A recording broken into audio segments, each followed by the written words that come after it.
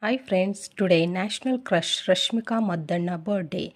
On this special occasion, I would like to brief her journey and how a small town girl grown into a national crush.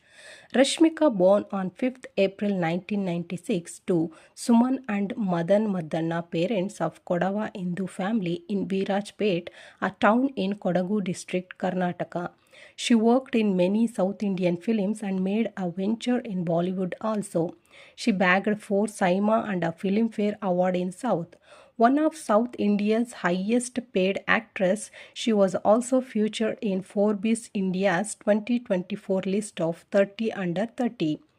After a brief modeling career, Madonna made her acting debut with the Kannada romantic comedy Kirik Party in 2016, followed by Anjani Putra, Chamak, Geeta Govindam, Devadas, Saraileru Neevekevaru, Bhishma, Sultan, Pushpa the Rise, Animal, and the Pushpa 2 The Rule.